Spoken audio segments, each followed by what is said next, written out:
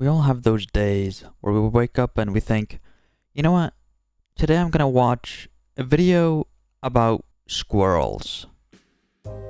It's generally considered common knowledge that squirrels can survive terminal velocity, which is calculated with this simple equation. Now, I'm not gonna get into what any of this means because nobody cares, but we are in luck. It's someone's birthday today, so this is their birthday gift. We're very lucky to have them. Congratulations if it's your birthday. There is a different way to calculate the terminal velocity of the small animals.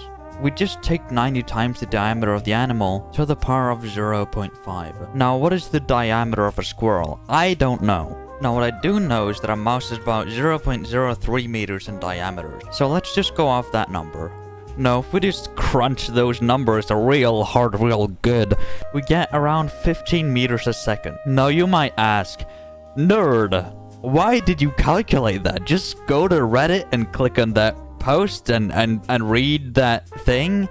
I wanted to challenge this with math and science. While it is true that they generally will die after 6 days without food, they can survive up to 8 days without food. But there's more than just starvation to worry about. There's thirst. So I will no longer stand for this hoax, this absolute misinformation. I'm gonna find the real answer to the squirrel squabble.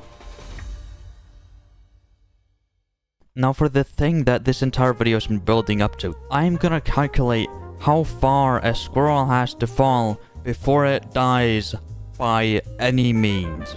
Now, there aren't many sources I can use to find out how long a squirrel can survive without water, but from what I can gather, it's just 1 day. Now, if you compare this to the numbers for humans, it would make sense. So for the sake of this math equation, I'm just gonna say that a squirrel can live for 1 day without water.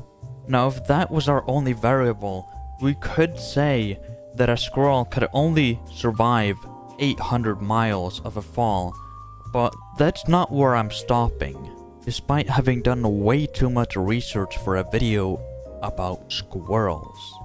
Now there's this thing, you might have heard of it, it's called the atmosphere. The International Space Station is only 250 miles above the ground. That's way too high for a squirrel. They obviously cannot breathe. And that brings us to reason number 2 as to why this should be challenged. You cannot fall 800 miles from space, let alone 4,800. And that's not to mention the cold temperature. Now, just to clarify, I am calculating this in a way where I'm assuming that you're falling directly down. You can say that it's technically 800 miles, but then the squirrel would have to fall along the earth. So for the sake of simplicity, I'm just gonna assume that they're falling directly down. Now, squirrels have 2 lungs like humans, and they obviously need oxygen.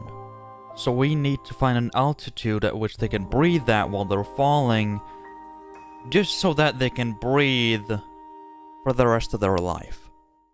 I think I've made it pretty clear that the answer to this question is really just, it's complicated, but the maximum altitude a human can breathe is about 8,000 meters, or about 5 miles. Now, I don't think a squirrel needs as much oxygen as a human, but I'm just gonna go off that number because I'm not a biologist. Squirrels breathe 100 times a minute, which is a lot faster than humans. So I'm gonna assume that squirrels die from suffocation faster than humans. Going by that, humans can survive for 46 minutes without breathing. So I'm just gonna assume that after the first 6 minutes, the squirrel is gonna be dead. So 6 minutes is equal to 360 seconds. So the squirrel would have to travel for another 5,400 meters before actually dying, which is just under 3.4 miles. And if we add that, that's 8.4 miles the squirrel would have to travel before it dies.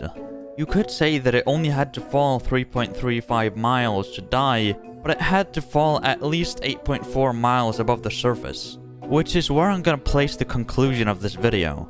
The furthest the squirrel can theoretically fall directly down is around 8 miles, meaning that a squirrel will die if it falls 8.4 miles, leading us to the conclusion that the maximum altitude for a squirrel is 8 miles, which is actually just about 4,000 feet higher than the altitude of the typical airline. So the next time you're on a plane, look out the window, because you might just see a squirrel. Anyways, thank you for watching this video, and if you've watched for this long, you obviously like this content. So if you don't mind, please click the like button and subscribe. Anyways, follow me on Twitter, link in the description. Thanks for watching. Which is actually just around 4,000 feet. Which is actually just about 4,000 feet higher than the... Which is actually just about 4,000 feet higher than the... Which is actually just about 4,000 feet high. Oh my fucking god.